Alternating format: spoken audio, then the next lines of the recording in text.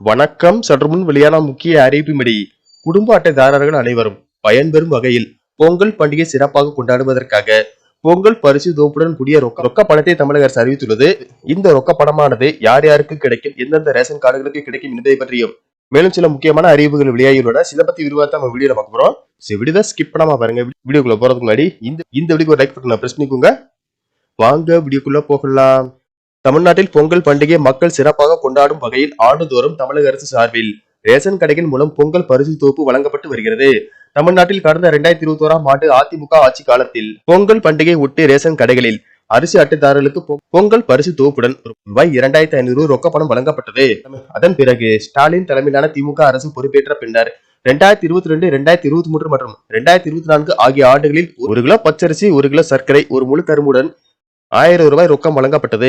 ஆனால் கடந்த ஆண்டு பொங்கல் பண்டிகைக்கு ரொக்க பணம் கிடைக்க எதிர்பார்த்து காத்திருந்த மக்களுக்கு பச்சரிசி, சர்க்கரை, கரும்பு மட்டும் வழங்கப்பட்டு ரொக்க பரிசு வழங்கப்படாததால் ஏமாற்றம் அடைந்தனர். இந்நிலையில் இந்த ஆண்டு தமிழகத்தில் சட்டசபை தேர்தல் நடைபெற உள்ளதால் பச்சரிசி, சர்க்கரை மற்றும் கரும்புடன் சேர்த்து ரொக்க பணம் வழங்கப்படும் என்ற எதிர்பார்ப்பு மக்களிடையே எழுந்தது. அதிமுக பொதுச் செயலாளரும் சட்டசபை எதிர்க்கட்சி தலைவருமான எடப்பாடி பழனிசாமி பொங்கல் பரிசு தொகுப்புடன் ரூபாய் 5000 ரொக்க பணம் வழங்க வேண்டும் என்று தமிழக அரசை வலியுறுத்தினார்.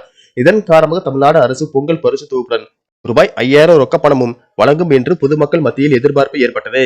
தமிழ்நாடு அரசு இந்த ஆண்டு பொங்கல் பரிசு தொகுப்புக்காக 248 கோடி ரூபாயை ஒதுக்கீடு செய்துள்ளது. அதே சமயம் ரொக்க பணம் பற்றிய அறிவிப்பு வெளியிடப்படாமல் இருந்தது. இந்நிலையில் தமிழ்நாட்டில் அரிசி குடும்ப அட்டைதாரர்களுக்கு பொங்கல் பரிசாக ரூபாய் 3000 வழங்கப்படும் என தமிழ்நாடு அரசு அதிகாரப்பூர்வமாக அறிக்கை வெளியிட்டுள்ளது. பொங்கல் விழாவை சிறப்பாக கொண்டாடிட அனைத்து அரிசி குடும்ப அட்டைதாரர்களுக்கும் இலங்கை தமிழர் மறுவாழ்வு முகாம்களில் வசிக்கும் அனைத்து குடும்பங்களுக்கும் பொங்கல் ரொக்க பரிசாக ரூபாய் 3000 வழங்கிட முதலமைச்சர் மு.க.ஸ்டாலின் ஆணையிட்டுள்ளார். பொங்கல் திருநாளுக்கு முன்பாக ரொக்க பரிசும் பொங்கல் பரிசு தொகுப்பும் வேட்டி சேலைகளும் அனைத்து நியாய விலை கடைகள் வழியாக வழங்கிட அனைத்து ஏற்பாடுகளும் செய்ய முதலமைச்சர் மு.க.ஸ்டாலின் உத்தரவிட்டுள்ளார். இந்த ஆண்டு வழங்கப்பட உள்ள பொங்கல் பரிசு தொகைதான் இதுவரை பொங்கலுக்கு அறிவிக்கப்பட்ட ரொக்கத்திலேயே அதிகமான தொகை என்பது குறிப்பிடத்தக்கது.